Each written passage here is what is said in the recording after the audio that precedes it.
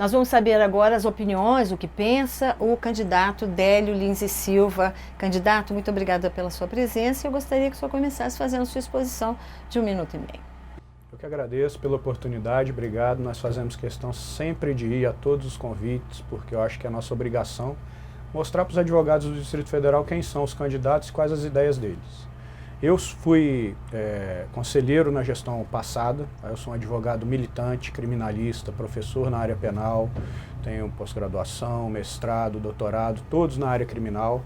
Tive a oportunidade de, na gestão passada, presidir 2 comissões, fui conselheiro e presidi a Comissão de Apoio ao Advogado Iniciante e a Comissão de Honorários. Eu venho de uma família de 4 gerações de advogados, todos militantes, sempre militaram, então eu conheci a advocacia de perto, conheci bons advogados, nasci conhecendo uma OAB altiva que efetivamente representava não apenas os advogados, mas principalmente a sociedade, uma OAB que não se furtava aos grandes debates da sociedade e por isso, principalmente por sentir falta disso, por ver que hoje a OAB nada mais atua do que de forma política e com base em conveniências políticas, eu resolvi tentar ser candidato à presidência, para que a gente possa voltar a ter uma OAB como já tivemos antes. Uma OAB que nós conhecemos de muito tempo, uma OAB que não se furtava aos grandes debates da sociedade e principalmente uma OAB que defenda o advogado. Hoje a nossa classe está totalmente abandonada e precisamos de uma OAB efetiva que realmente nos defenda, nos apoie, nos dê todo tipo de apoio possível. Como criminalista, vários colegas seus criminalistas, inclusive os que apoiam essa chapa, como o Cacai, o Almeida Castro, eles têm feito críticas muito severas à atuação do juiz Sérgio Moro e à delação premiada. Qual é a tua opinião sobre isso? Acho que a delação premiada é um instituto novo, tá? Que é muito importante, está mudando o paradigma do processo penal. A Lava Jato está sendo um grande exemplo de como a delação está vindo a ser aplicada. Tá? O grande perigo é que ela está sendo mal utilizada. Aí as críticas vêm por aí, ninguém critica o Instituto de Delação Premiada em si, mas a forma como a polícia vem utilizando, a forma como o Ministério Público vem utilizando e a forma como o Judiciário vem homologando, sem tomar todos os cuidados que a própria lei prevê. Então é muito comum hoje, nessas grandes operações principalmente, que nós entremos numa delegacia e só consigamos falar com o nosso cliente depois de horas, quando ele já teve contato com o delegado, com o procurador, às vezes até com o juiz, por incrível que pareça, e já foi pressionado para fazer o acordo de delação sem conversar com a defesa antes, sem conversar com o advogado antes. Então a crítica não vai ao instituto em si, mas a forma como ele vem sendo utilizado. Por ser novo, cabe adaptações e essas adaptações têm que ser feitas. Uma das críticas que se tem feito, e o senhor mesmo é um dos autores dessas críticas, é a atuação quase silenciosa da OAB nos últimos anos. O senhor mesmo colocou na sua abertura. Há uma denúncia ou uma crítica que diz que esse grupo que está hoje na OAB estaria atrelado ao governo. O que o senhor acha disso? O senhor concorda com essas críticas? Concordo. Acho que a atuação da OAB hoje ela tem se pautado muito por conveniências políticas. Aí você está falando em governo, eu não falo em governo, eu falo em partido específico, PT. Tá? A atuação da OAB ela tem que ser apartidária, ela tem que ser sem amarras políticas, ela tem que estar distante da política. Tá? Esse é o ponto principal.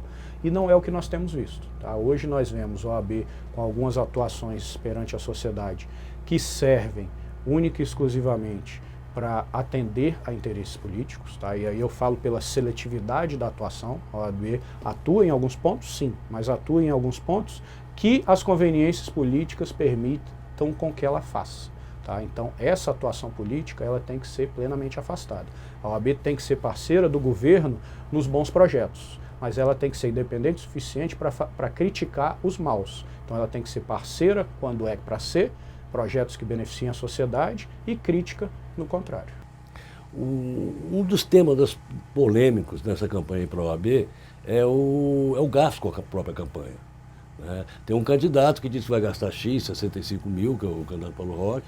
O candidato Juliano, ele disse que isso não é um número realizável, mas ele também não abriu o quanto é que ele vai gastar. Quanto é que o senhor vai gastar? Eu não sei. Eu concordo com o Juliano nesse ponto que o número divulgado pelo Paulo é impossível. Tá? Tudo custa. Gasolina para vir aqui custa, a equipe de comunicação vocês sabem muito bem que custa e não é pouco, material custa, impressão custa, tudo custa. Tá? Então, sinceramente, eu também não acredito nesse número que é divulgado, até porque nós sabemos quais são as empresas contratadas e o valor de mercado. Tá? Também acho um absurdo a campanha da atual gestão, que rasga dinheiro, joga dinheiro no lixo, com material jogado no chão o tempo inteiro, com eventos gratuitos todos os dias. Tá? A nossa campanha é uma meio termo. Ela não é zero, porque o zero não existe. Mas ela também não rasga dinheiro e joga dinheiro fora. Tá? Ela se preocupa com material mínimo, com a estrutura mínima. Os eventos, as pessoas que vão pagam a sua cerveja, pagam o seu churrasco, pagam a sua comida. Tá? Então nós usamos o dinheiro que é necessário usar para ter uma estrutura mínima, mas não rasgamos e não utilizamos esse dinheiro de uma forma equivocada no nosso entender. Então tem que se pesar isso. Por falar em dinheiro, uma das críticas que se faz é da falta de transparência da utilização da verba que a OAB arrecada, né, dos seus associados. Na sua gestão, se o senhor for eleito, como é que vai ser a divulgação ou não desses números e dessa manipulação do dinheiro? Tá. Primeiro, eu sou contrário à prestação de contas ao TCU, que tem se perguntado muito nesse tema. Tá? Eu acho que a OAB tem que prestar contas sim, mas a nós, aos advogados que pagamos as anuidades. Tá? Desde que haja, a partir do momento que haja algum projeto que envolva dinheiro público, aí sim deve ser prestada conta. Tá? Então essa é a premissa básica. Temos que prestar conta aos advogados, lógico. E para isso nós vamos criar um portal de transparência. Portal de transparência que mostre de onde vem o nosso dinheiro, para onde vai, cada centavo que é gasto, cada contratação que é feita. Tudo vai estar nesse portal da transparência. Exatamente para garantir ao advogado que ele saiba onde o dinheiro dele está sendo gasto. Tá? Para que não aconteça o que hoje se vê de milhares de reais serem gastos com supérfluos, com custos que em tese não deveriam existir. Então a nossa ideia é transferir esse custo supérfluo para transformar, reverter em benefício ao bolso do advogado. Para isso, inclusive, fizemos um plano diferenciado de tarifa ao jovem advogado, que nos 2 primeiros anos ele vai pagar R$50 de anuidade. Isso foi feito com base em um estudo criterioso dos números da OAB, tá? Plenamente viável, plenamente factível, exatamente com essa ideia de tirar de onde não deve ser gasto para reverter em benefício do nosso bolso. Nesse tempo de megas operações policiais da Polícia Federal, fica uma dúvida aqui. Para os advogados criminalistas como o senhor, essas mega operações com prisões, com isso, transformaram num negócio melhor do que era antes, quando era mais fácil, quer dizer, até tirar as pessoas da prisão, a justiça era mais maleável nessa coisa de aceitar, não deixar na cadeia as pessoas como estão se deixando agora. Como é que é do ponto de vista econômico isso nesse tempo de crise? Não. Advogados criminalistas, existe muito essa ideia de que quanto mais crime, melhor para o advogado criminalista. Não, nenhum advogado criminalista defende a criminalidade, o crime. Né? Até bom que se saiba separar muito isso. O advogado está aqui, ele está ali cumprindo o papel constitucional que todas as pessoas têm de direito de defesa, e ele está ali para cumprir esse papel, mas ele não é criminoso. Eu, como criminalista, realmente eu sofro muito isso na pele, todos os criminalistas. Então nós temos, e a OAB tem que ter a preocupação sim com o combate à corrupção, claro, tentar agir da forma mais ativa possível, tá? Mas ela tem também o papel de proteger os advogados que atuam nessas grandes operações. Uma grande operação dessa Lava Jato, por exemplo, são centenas, talvez milhares de advogados que atuam. E a OAB tem que ter a preocupação também com eles, além da preocupação social, do incentivo ao combate à corrupção, que aí ela tem que ser parceira de outras instituições, como o Ministério Público, como a CGU, como a Polícia Federal.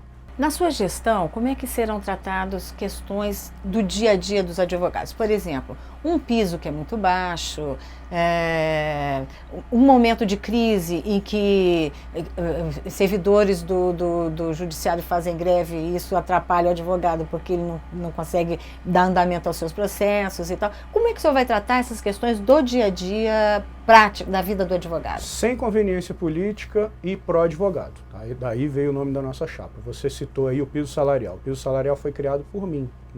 Quando eu fui presidente da comissão do advogado iniciante, a nossa comissão criou o piso salarial. Era um valor pequeno, mas naquela época nós víamos anúncios no Correio Brasiliense todo fim de semana oferecendo R$500 para advogado. Então nós tomamos esse primeiro passo de acabar com isso e criar o piso. Os próximos passos são fiscalizar o piso e acabar com a concorrência desleal. E nós vamos criar um órgão no TED exatamente para isso. A questão da greve do judiciário, a OAB não pode ser omissa. A OAB não pode deixar que interesses privados do seu presidente, como é o caso hoje, que é advogado do Sindijus e da Anajustra, ou seja, dos servidores, que os interesses do escritório dele se sobreponham ao da ordem. Então a ordem não pode ser omissa. Nós, advogados, fomos ao CNJ, obtivemos uma liminar com a ministra Nancy Andrighi, tá? Quando o papel da ordem era ter feito isso. Já são 150 dias de greve sem que ela faça até hoje. E eu estou falando de 50º dia, mais ou menos, quando nós conseguimos essa liminar. Candidato, muito obrigada pela sua entrevista, pela sua participação aqui no nosso programa do Fato Online. Obrigado.